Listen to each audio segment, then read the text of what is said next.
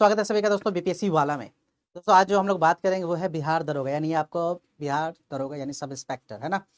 आपको पता है कि इसकी वैकेंसी बहुत आपको ज़्यादा आने वाली है और जल्दी आने वाली है, तो एक कंप्लीट हम लोग देखेंगे कि क्या इसमें सिलेबस है ना, इसमें क्या क्या है। पहला तो बिहार दरोगा क्या है, कहाँ से यह पद आया।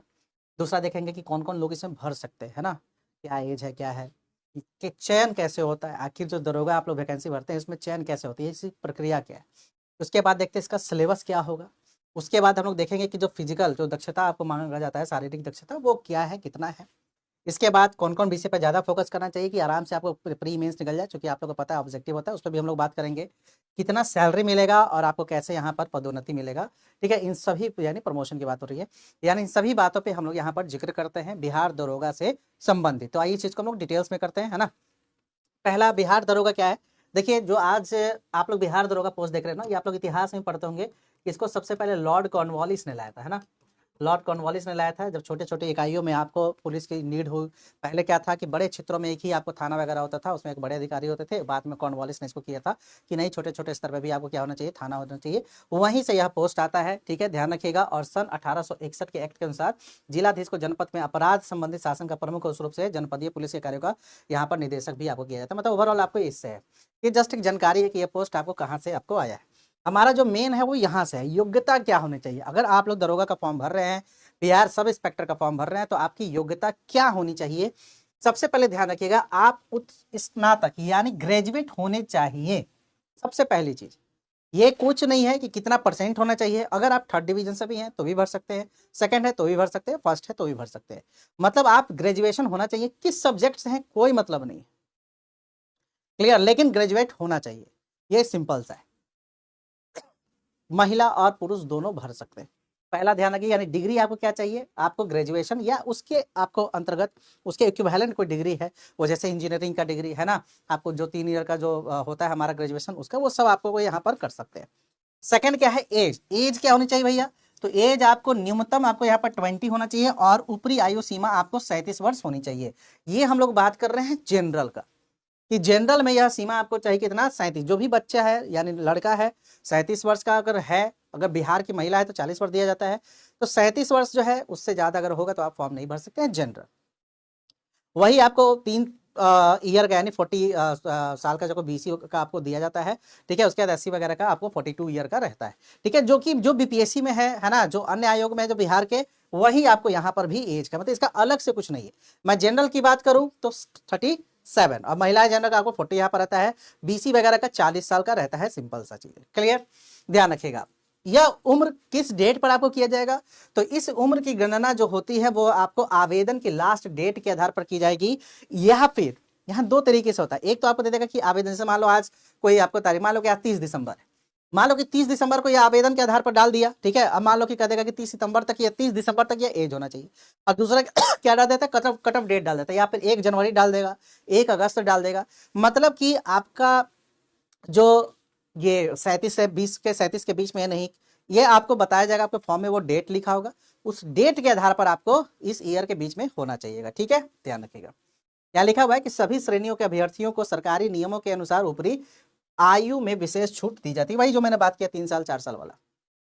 चयन कैसे होता है, आखिर सिलेक्शन आपका इसमें कैसे होगा, कैसे आप इसमें चयन हो सकता है, आइए इस पर भी हम लोग बात कर लेते हैं कि चयन कैसे। तो इसका सिलेबस की हम लोग बात करें तो 3 प्रकार से। इनसे पहला आपको होता है पीटी यानी प्री एग्जाम, देन आपको होता है मेंस, और फिर आपको होता है फिजिकल। यहाँ लिखा हुआ है प्रारंभिक परीक्षा, मुख्य परीक्षा, शारीरिक मानक परीक्षण और शारीरिक दक्षता। मतलब कि आपको एक वो मेडिकल वाला भी देखा जाता है, और फिर दक्षता में आपको देखा जाता है कि कितना आप रनिंग कर सकते हैं, कितना गोला वगैरह कर सकते हैं। तो ये 3 आपको सिनेरियो होते हैं जिसमें आप पास अगर होइएगा, जैसे प्री में, प्री कप जो पास होइएगा उसके बाद मेंस दे सकते हैं, और इसमें पास होने पर ही आपको ये फिजिकल वगैरह दिया जाता है।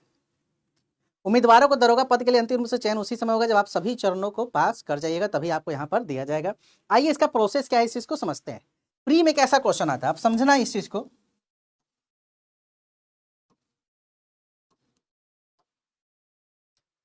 प्री में आता है बहुकल्पीय प्रकार के क्वेश्चन, यानी मल्टी, आपको जो क्वेश्चन होते हैं जो कि 4 इसमें ऑप्शन होता है, 5 ऑप्शन नहीं होता, 4 होते हैं, ठीक है। जो मल्टी चॉइस क्वेश्चन होते हैं, एमसीक्यूज जिसको कहते हैं, वो आपको यहाँ पर दिया जाता है। 4 ऑप्शन होंगे, 1 ऑप्शन सही होगा, 3 ऑप्शन गलत होगा। क्लियर, वही आपको यहाँ पर दिया जाता है। इसके अलावा ये पास कीजिएगा तो आपको मुख्य परीक्षा भी इसका आपको मल्टीपल ऑब्जेक्टिव टाइप ही होता है, ठीक है, मुख्य परीक्षा भी इसका मल्टीपल ऑब्जेक्टिव टाइप ही होता है, उसको पार करने पर आपको यहाँ पर दिया जाता है। अब आइए हम लोग आते हैं कि प्री जो एग्जाम होता है यानी पीटी का जो एग्जाम है उसमें क्या होता है। 100 क्वेश्चन होते हैं, 100 प्रश्न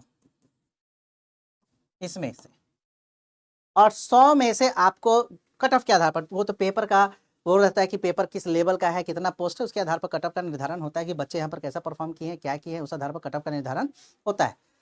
सॉरी, तो 100 प्रश्न जो होते हैं आपको यहाँ पर दिया जाता है। इसमें निगेटिव होता है क्या? हाँ बिल्कुल होता है, 1/4 होता है, सॉरी 1/4 नहीं, पॉइंट आपको 20। अब जैसे 0.20 का क्या मतलब हुआ, 10। अब देखिए यहाँ पर एक बच्चे बहुत कंफ्यूजन रहते हैं, 2 ही 0 है, सॉरी, ठीक है, 0.20। अब बच्चे यहाँ पर एक कंफ्यूज रहते हैं, 20 का मतलब क्या हो गया, 1/5 यही होता है ना अगर परसेंटेज की बात करें तो। बट यहां पर आपको देखिएगा ना कि नोटिफिकेशन में क्या लिखा रहेगा, नोटिफिकेशन में लिखा रहेगा कि एग्जाम 200 क्वेश्चन का होगा, कितने नंबर का, 200 नंबर का, तो 200 नंबर में 0.20 अंक काटा जाएगा। यानी मैं साधारण भाषा में बात करूं तो 1/10, यानी अगर आप 10 क्वेश्चन गलत कीजिएगा तो एक क्वेश्चन आपका गलत, तो निगेटिव मार्किंग इसमें नकारात्मक, मतलब बहुत कम ही का आपको यहाँ पर वो रहता है। इसमें चयन कितना होगा, जैसे मान लो 1000 पोस्ट है तो चयन होता है इंटू 20, यानी 20 गुना, यानी आपको 20,000 बच्चों का चयन होगा, किसके लिए, मेंस के लिए। समझ गए, 100 क्वेश्चन होगा, 100 question multiple objective type, MCQ, 4 विकल्प दिए रहेंगे, 1 सही 3 गलत, निगेटिव मार्किंग 1/10 क्योंकि 200 नंबर का होता है, एक क्वेश्चन 2 नंबर का। और अगर आप पास कर गए तो फिर आप कट ऑफ निर्धारित होता है कि पेपर का लेवल कैसा था, बच्चे कितने थे, पोस्ट कितना, इन सभी मिलाकर पेपर का लेवल तय किया जाता है। तो टोटल आपको यहाँ पर 1000, मान लो कि पोस्ट है तो 20 गुना 20,000 बच्चों को मेंस। अब जिसको मेंस देना वो क्या पढ़ते हैं, तो मेंस में भी आपको यही होता है, मल्टीपल ऑब्जेक्टिव टाइप ही क्वेश्चंस दिया जाता है, लेकिन यहां पर 2 पेपर हो जाता है। एक पेपर 1 होता है सामान्य हिंदी, इसमें भी 100 क्वेश्चन होते हैं, ठीक है, एक पेपर सामान्य हिंदी, इसमें भी 100 क्वेश्चन होते हैं। यानी मेंस कैसे होता है, देखो ये तो प्री हो गया, एक पेपर, प्री कितना होता है, एक पेपर।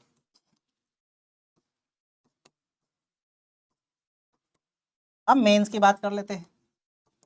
मेंस आपको होता है 2 पेपर होता है मेंस, क्या है, कितना, 2, पेपर 1 पेपर 2, है ना, पेपर 1 पेपर 2।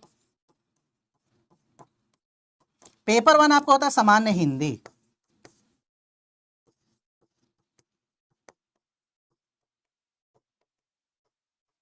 सामान्य हिंदी आपको 100 क्वेश्चन होंगे, 200 नंबर के, कितना पास होना है, 30%। ये बस पास होना, ये बस क्या है, पासिंग है, ये क्या है, पासिंग, इसका नंबर ऐड नहीं होता। नंबर कहां ऐड होगा, यहां पर। इसमें 100 क्वेश्चन होता है जीएस प्लस आपको मैथ रीजनिंग सब मिलाकर, ठीक है, 100 क्वेश्चन होगा, 100 क्वेश्चन 2 नंबर का, यानी 200 नंबर, 200 नंबर, ठीक है। और इसमें से ही जो सिलेक्शन होगा उनको फिजिकल के लिए बुलाया जाएगा, इसमें से ही जो होगा आपको फिजिकल के लिए बुलाया जाएगा। क्लियर, तो ये प्री होगा, इसमें पास कीजिएगा तो फिर मेंस, मेंस भी वही है, आपको 1/10 निगेटिव मार्किंग है, ठीक है, क्यों, क्योंकि लिखा हुआ है 0.20 जो है आपको इसमें माइनस मार्किंग होता है, इसमें कितने में से, 200 नंबर में से। क्लियर, तो 1/10 आपको यहाँ पर हो जाता है।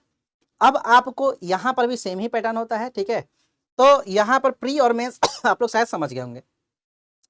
इसके बाद जाइएगा तो आपको जो पेपर होता है फिर फिजिकल के लिए बुलाया जाता है।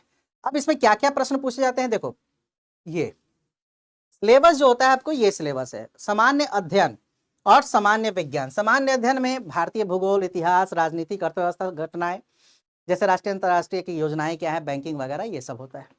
सामान्य विज्ञान जैसे फिजिक्स, केमिस्ट्री और बायो तीनों होता है, भौतिक और है ना, रासायनिक और जीव। इसके बाद करेंट अफेयर और वर्तमान घटनाएं। एक चीज ध्यान रखिएगा कि मेंस में आपको करेंट अफेयर का सिलेबस उतना नहीं रहता है, मेंस में करेंट अफेयर का क्वेश्चंस आपको नहीं पूछे जाते हैं, नहीं दिए जाते हैं, इस चीज को ध्यान रखना है, ठीक है। प्री में आपको ये सब क्वेश्चन पूछा जाता है, अगर मेंस पूछेगा भी तो इक्का दुक्का क्वेश्चन पूछता है। इसके बाद पर्यावरण वगैरह, कृषि वगैरह, ये सब कुछ है। गणित में जो है एवरेज पूछा जाता है, जो परसेंटेज हो जाता है, टाइम वर्क होता है, ये सब मतलब जो बेसिक होता है ना मैथ का बहुत हाई लेवल नहीं क्वेश्चन पूछता है। आप लोग प्रीवियस ईयर क्वेश्चन यूट्यूब वगैरह पे देख सकते हैं, जो बेसिक क्वेश्चन होता है ना वही आपको यहाँ पर मैथ रीजनिंग वगैरह में देता है, बहुत हाई फाई कट ऑफ नहीं देता है। इसके अलावा सामान्य हिंदी, पर्यायवाची, शब्द विलोम, मतलब कि जो हिंदी भी होता है ना, आप लोग अगर इसका यूट्यूब वगैरह पे या फिर गूगल पे आप लोग पेपर देख लीजिएगा तो बहुत इजी पेपर होता है।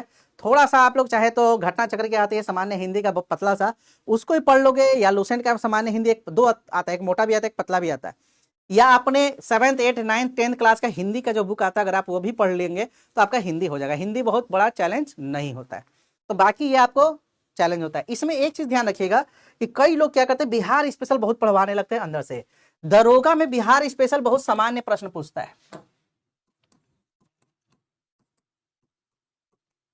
दरोगा में बिहार स्पेशल सामान्य प्रश्न पूछता है, ये नहीं कि बहुत डीप क्वेश्चन नहीं पूछता है। बिहार दरोगा में जो आपको क्वेश्चन होते हैं जैसे बीपीएससी का दोगे तो उसमें डीप क्वेश्चन रहता है, यहां पर उतना डीप क्वेश्चन नहीं होता है, इस चीज को ध्यान रखिएगा। बाकी गणित और रीजनिंग भी क्या होता है, औसत मतलब नॉर्मल क्वेश्चन होता है, बहुत टफ नहीं होता है। ओवरऑल जो चैलेंज आपको आता है प्री में वो आपको आता है करेंट अफेयर में, हिस्ट्री ज्योग्राफी वगैरह में आता है, जहां से आपको बच्चे थोड़ा सा परेशान हो जाते हैं। रीजनिंग क्वेश्चन आ सकते हैं। अब आते हैं फिजिकल में कौन कौन बच्चे कितने कितने आपको यहाँ पर क्या क्या मांगता है। तो फिजिकल में देखें तो महिलाओं के लिए हाइट कितना चाहिए, 155 सेंटीमीटर, वजन कम से कम 48 केजी होना चाहिए, दौड़ 6 मिनट में 1 किलोमीटर, ऊंची कूद 3 फीट, लंबी कूद 9 फीट और गोला फेंक 12 पाउंड 10 फीट। ये जब एडवर्टीजमेंट आएगा ना सब लिखा रहता है उसमें, एडवर्टीजमेंट को भी जरूर पढ़ा कीजिए। पुरुष के लिए हाइट कम से कम 165 सेंटीमीटर, SC ST के लिए 160 सेंटीमीटर, ठीक है। सीना आपको जो है बिना फुलाए 81 होता है, ठीक है। SC ST के लिए 79, सीना फुलाकर 86 होना चाहिए, SC ST के लिए 84 होना चाहिए। 6 मिनट 30 सेकंड में आपको 1.6 किलोमीटर यानी 1 माइल आपको दौड़ना पड़ेगा। ऊंची कूद 4 फीट, लंबी कूद 12 फीट और गोला फेंक 16 पाउंड आपको 16 फीट होता है। ये physical is very very important. कई बच्चे क्या करते हैं, पहले आपको वो करते हैं कि हम लोग पहले प्री और मेंस निकालते, तो प्री जैसे ही आपका निकल जाता है ना, मेरा सुझाव होता है कि फिर से आप लोग अपने फिजिकल पे काम करना शुरू कर दीजिए, क्योंकि मेंस के बाद देखा गया कि बहुत समय नहीं देता है दरोगा। तो अभी से ही आप लोग जो बच्चे स्पेशली दरोगा के लिए आप लोग लगे हुए हैं तो स्पेशली आप लोग जाकर क्या कर सकते हैं कि इसको दौड़ लगाना अभी से ही शुरू कर लीजिए, या फिजिकल एक्टिविटी अभी से ही शुरू कर लीजिए। मैं फिर से बता रहा हूं कि कई ऐसे आपको वहां पर मिलेगा, कई ऐसा आपको वहां पर चैलेंज मिलेगा जो फिजिकल के लिए काफी विशेष रूप से चैलेंज बन जाता है, इसको ध्यान रखना होगा, ठीक है। अब आइए, अब आते हैं किन विषय पर ज्यादा ध्यान दें। देखिए करेंट अफेयर थोड़ा सा चैलेंज बन जाता है, तो जो सबसे प्रायोरिटी पर रखना है वो है करेंट अफेयर, उसके बाद इतिहास, देन ज्योग्राफी, देन आपको इकोनॉमी, और ये सामान्य रूप से सामान्य विज्ञान भी आपको कम से कम 10 से 12 प्रश्न आपको पूछ देता है, कभी कभी देखिएगा तो 15 प्लस क्वेश्चन पूछे हुए। और फिर हिंदी ग्रामर नॉर्मल सा और मैथ वगैरह को भी देखते रहे। प्री में तो मैथ वगैरह उतना नहीं होता है, लेकिन मेंस में इसका आपको वेटेज थोड़ा सा बढ़ा दिया जाता है। तो करेंट अफेयर प्री के लिए चैलेंज होता है, पीटी के लिए। बाकी ये सब तो आपको प्री प्लस मेंस दोनों है।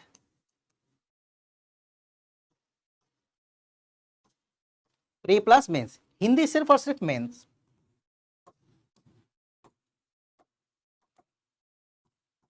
और गणित भी आपको प्री प्लस मेंस। तो इतिहास में अच्छे से पकड़ बनाइए, करेंट में अच्छे से पकड़ बनाइए और साइंस में बनाइए। इन तीनों में अगर आपकी पकड़ बहुत अच्छी है तो आप प्री आराम से निकाल सकते हैं। मेंस के लिए आपको करेंट पर उतना नहीं फोकस करके हिस्ट्री, ज्योग्राफी, पॉलिटी, इन सब साइंस पे थोड़ा सा फोकस करके थोड़ा कर लीजिएगा तो मेंस भी आप लोग निकाल सकते हैं। कट ऑफ इसका वही 60-62 के आसपास प्री में जाता है और मेंस में यह 70 प्लस का हो जाता है, क्योंकि कम विद्यार्थियों का चयन हो पाता है, तो ये 70 प्लस के आसपास आपको इसका हो जाता है। क्लियर। ध्यान रखिए वेतन कितना मिलता है, सबसे बड़ी चीज है कि भैया वेतन, तो आपको वेतन ये 35,400 से लेकर इसका जो ग्रेड पे है 1,12,000 तक चला जाता है, जो कि 4200 ग्रेड पे के आसपास होता है। मतलब आप लोग जाइएगा तो शुरुआती रूप से ट्रेनिंग कीजिएगा तो कम मिलता है, लेकिन आप जैसे ही कोई थाना वगैरह मिलता है तो आप लोग को एक स्मार्ट सैलरी स्टार्ट हो जाता है, इसी के आसपास थोड़ा सा कम बेसी में स्टार्ट हो जाता है। मैं बोलिएगा तो एक सैलरी स्लिप आपको अपने ही स्टूडेंट कई हैं जो कि आपको बिहार में कई जगहों पर आपको दरोगा बने हैं, उनका किसी का सैलरी स्लिप आपको दिखा दूंगा कि इतना सैलरी आपको मिलता है इनको। क्लियर, इसको देख लीजिएगा ताकि आपको पता चल जाए कि इतना आपको पैसा मिलता है। तो ये आपको ग्रेड पे मतलब ओवरऑल है। पहले एक समय था कि दरोगा में सैलरी वगैरह कम होता था, लेकिन अब इसमें सैलरी वगैरह इतना अच्छा कर दिया गया है ना कि आप एक तो पावरफुल जॉब है ही, है ना, डायलॉग तो सुने ही होंगे, दरोगा का पावर पता नहीं है क्या, तो वो तो आपको है ही स्मार्ट जॉब। साथ ही साथ जो है आपको यहाँ पर ये पैसा भी जो सैलरी है वो तो दोनों है, एक तो पावरफुल जॉब है और सैलरी भी आपको स्मार्ट सैलरी मिलता है। ठीक है, ध्यान रखिएगा। अब प्रमोशन कैसे मिलता है, तो ध्यान रखिएगा, राज्य पुलिस सेवा के अधिकारियों को पदोन्नति कोटे के तहत आपको आईपीएस में शामिल किया जाता है। जो आईपीएस सेक्शन जिस तरीके से होता है उसी तरीके से इनका भी होता है। सब इंस्पेक्टर जिस सर्वोच्च पद पर पहुंच सकता है वो है पुलिस अधीक्षक। ठीक है, ध्यान रखिएगा, एसपी तक ये अब चला जाता है, इससे ऊपर ये नहीं जा पाता है। ठीक है, ध्यान रखिएगा। पुलिस बल का पूरा दल पुलिस अधीक्षक के अधीन ही काम करता है। ठीक है, और पुलिस अधीक्षक का पद प्राप्त करने के लिए उम्मीदवारों को संबंधित परीक्षा प्राप्त करने के लिए एसपी पद प्राप्त होता है। मतलब अगर आप आईपीएस बनते हैं ना तो आपको पहला पोस्ट जो मिलता है इसके नीचे मिलता है, उसके बाद एसपी बनता है, फिर एसएसपी बनता है। ठीक है, वैसा ही आपको यहाँ पर है कि अगर आप दरोगा बन रहे हैं तो हाईएस्ट तक कितना जा सकते हैं, अगर सही उम्र में बन गए तो आप हाईएस्ट एसपी तक बन सकते हैं प्रमोशन होकर। ठीक है, ध्यान रखिएगा। तो आप एसपी से मतलब दरोगा से लेकर एसपी तक का सफर आप तय कर सकते हैं अगर सही समय पर आपका सिलेक्शन, सही समय पर करने का मतलब कि एज सही होना। आप 37 साल में कर ही रहे हैं, या फिर किसी का कोटा है वो 40 साल में कर रहा है तो वो यहाँ तक नहीं पहुंच पाएगा। एक सही एज भी होना चाहिए, है ना। ओवरऑल मुझे लगता है 4, 5, 6 सालों में एक बार इनका एक पोस्ट को अपग्रेड किया जाता है। शुरुआती रूप से आपको ट्रेनिंग दिया जाएगा और एज ए ट्रेनी आपको, जैसे आप दरोगा पास कर जाएगा, ऐसा नहीं कोई थाना आपको दे दिया गया, नहीं, एज ए ट्रेनी दिया जाता है। ट्रेनी दरोगा कहते हैं, क्या कहते हैं, ट्रेनी दरोगा। उसके बाद फिर वहां पर एक्सपीरियंस के बाद कुछ 1, 2, 3, 4, 5 सालों के बाद आपको कोई थाना वगैरह दिया जाता है। तुरंत थाना नहीं मिल जाता है, इस चीज को ध्यान रखिएगा। ये नहीं कि मूवी वगैरह देख लिए आज दरोगा बने और कल आपको थाना मिल गया, नहीं, पहले आपको ट्रेन किया जाता है। जाहिर सी बात है, आपके लिए नया जॉब है, ट्रेन किया जाएगा, है ना। उसके लिए ट्रेन ही दरोगा वो होता है, फिर आपको धीरे धीरे पद के फिर दरोगा, फिर आपको एक थाना मिल जाता है। क्लियर, ध्यान रखिएगा। तो आपको ओवरऑल दरोगा, आप क्या हमारा सुझाव है, आगे दरोगा बनने के लिए सबसे पहले आत्मविश्वास एकदम बनाए रखे, खासकर जब फिजिकल और फिजिकल करे। सेल्फ कॉन्फिडेंस बहुत अच्छा। दूसरा क्या है, बहाना मत बनाइएगा कभी फिजिकल के समय, खासकर मेरा पैर दर्द में, जैसे आप लोग देखे होंगे कि मेरे स्टूडेंट उसका पैर में काफी फ्रैक्चर आ गया था, फिर भी वो अपना फिजिकल नहीं छोड़ी थी। कुछ दिन का आपको डॉक्टर का आराम कर अपना फिजिकल करते रही थी। फ्रैक्चर मतलब उस तरीके का फ्रैक्चर नहीं आपको, तो बहाना नहीं मारना है, चाहे प्री हो चाहे मेंस हो चाहे वो आपको फिजिकल हो। लक्ष्य का निर्धारण कर ले, इस पर बात करेंगे कभी डिटेल्स में। मतलब कि लक्ष्य का निर्धारण कि भाई मुझे ये बनना है, तो अपना एक आप वीकली सेक्शन बांट सकते हैं, मंथली अपना बांट सकते हैं कि हमको इसको संघर्ष लगातार करें, जिद बनाए रखें और कभी ना हार माने। ये सब कुछ चीजें हैं जो स्टूडेंट को अपने हर चीज में यह करना चाहिए। लक्ष्य का निर्धारण क्या है, संघर्ष की प्रकृति क्या है, जिद क्या है आपकी, कभी हार ना मानने वाली प्रकृति क्या है, ये सब जरूरी होता है, तभी दरोगा बन पाइएगा। मैं फिर से कह रहा हूँ, प्री और मेंस तो कई लोग निकाल लेते हैं, लेकिन फंसते कहाँ है, फिजिकल में। तो फिजिकल में बहुत बच्चे फंस जाते हैं, जिसके कारण से उनको ये सब समस्याएं देखने को मिलती है। मैं कई ऐसे बच्चे जो मेंस में आके बैठ गए फिर फिजिकल किए ही नहीं। फिजिकल आसान नहीं होता है, इसलिए जरूरी है कि अभी से ही आप, अगर एकदम दरोगा को टारगेट है और आपकी तैयारी बहुत सही है, एक दिन हम लोग प्रिपरेशन एंड स्ट्रैटेजी पे बात करेंगे दरोगा के, कि कैसे कौन सब्जेक्ट पे कौन सा बुक है, वो सब बात करेंगे। कौन सा बुक पढ़ना चाहिए, कौन सा क्या करना चाहिए, सब बात करेंगे। तो आपको यहीं पर हम लोग क्या करेंगे कि एक अलग से बुक का डाल देंगे, एक अलग से हम लोग डाल देंगे कि क्या प्रिपरेशन स्ट्रैटेजी होना चाहिए। बाकी ये जो वीडियो है इसमें इतना ही हम लोग करते हैं। ठीक है, आपको दरोगा कैसे बने, क्या बने, एक सिलेबस ओवरऑल चीज़ें हमको मुझे लगता है कि पता हो गई होगी। ठीक है, तो चलिए, थैंक यू, मिलते हैं फिर से नेक्स्ट वीडियो में, धन्यवाद।